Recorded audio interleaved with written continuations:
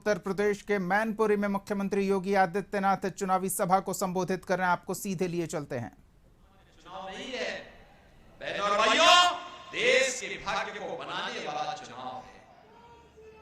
आपने मोदी जी को 2014 में वोट देकर के देश की सत्ता सौंपी, तो मोदी जी ने देश की तस्वीर और तकदीर को बदलने का काम किया।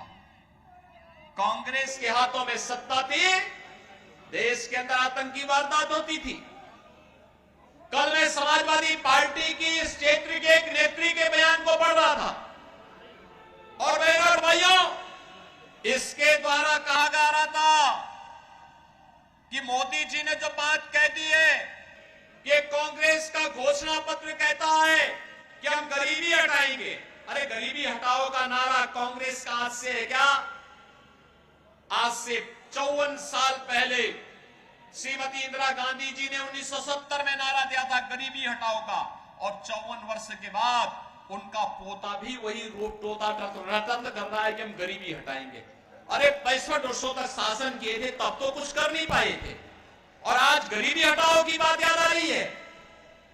जब कांग्रेस की सत्ता थी तो गरीब भूखों मरता था, किसान आत्महत्या करता था, बेटी और व्यापारी सुरक्षित थी और नौजवान पलायन करता था। आज कहते हैं गरीबी हटाएंगे, और गरीबी कैसे हटाएंगे? गरीबी हटाने के लिए कह रहे हैं कि हम आपकी प्रॉपर्टी का सर्वे करवाएंगे। यानी आपके बाप दादों ने, आपके माँ बाप ने अगर कोई मकान एक शहर में बना दिया, एक गांव में बना दिया, आपके परिवार में 5 लोग हैं और 2 कमरों में रह सकते हैं, 4 कमरे हैं, तो 2 कमरे को ये लोग कांग्रेस और सपा के लोग हड़पने का कार्य करेंगे, हम सर्वे करा देंगे। अरे मेहनत करेगा हमारा आदमी, और हड़पने के लिए फिर एक कांग्रेस और सपा के गुंडों को आप छोड़ देंगे कि वे आपकी संपत्ति को हड़पने का काम करेंगे? क्या ये अधिकार देंगे आप? लेकिन कांग्रेस और सपा का इंडी गठबंधन का घोषणा पत्र इस बात को कहता है। और बहनों और भाइयों, मैं उनका बयान पढ़ रहा था, कह रहे थे कि मोदी जी ने कहा है कि माता बहनों के मंगलसूत्र पर भी संकट आने वाला है।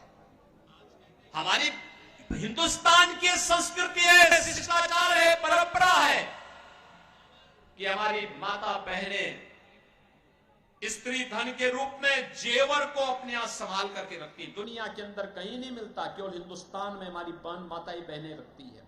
जेवर, मंगलसूत्र भी होता है, गले का हार भी होता है, लॉकेट भी होता है, और भी उनके पास अपने जेवर होते हैं। पैसा होता है, उसको संभाल के रखती हैं, फिर जेवर खरीदती हैं, सोना खरीदती हैं, चांदी खरीदती हैं। हर परिवार में 1 तोला से लेकर के 1 किलो तक का सोना जरूर मिल जाएगा, क्योंकि वही उसकी अमानत होती है, वही उसका संस्कार होता है, और फिर वही अपने आने वाली पीढ़ी को विरासत में देती है, अपनी बहू को देती है, अपनी बेटी को देती है। कांग्रेस के लोगों की बुरी दृष्टि उस पर है, और प्रधानमंत्री मोदी जी ने उसी ओर इशारा किया था। लेकिन बड़ा हास्यास्पद बयान यहां से समाजवादी पार्टी की नेत्री का आया, और उनके द्वारा कहा जा रहा है कि मोदी जी, पुलवामा के शहीदों की जो विधवा है उनके मंगलसूत्र का क्या हुआ?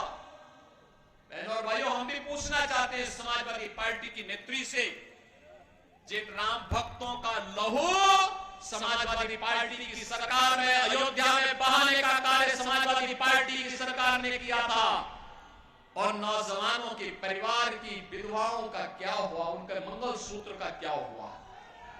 हम प्रश्न पूछना चाहते हैं बहनों और भाइयों, और ये प्रश्न आपको भी पूछना चाहिए।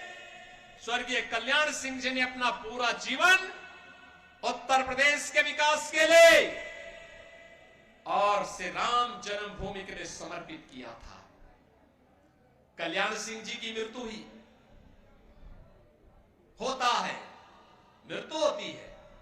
मुलायम सिंह जी की मृत्यु पर मैं स्वयं उनके पैतृक गांव में आया था, और सेठई में आकर के मैंने स्वयं वहां श्रद्धांजलि अर्पित की थी, क्योंकि वे उत्तर प्रदेश के मुख्यमंत्री के रूप में उनकी कुछ न कुछ सेवाएं तो थी। मैं आया था, मेरी पार्टी के लोग आए थे, प्रधानमंत्री जी ने शोक व्यक्त किया था, लेकिन स्वर्गीय कल्याण सिंह जी की मृत्यु पर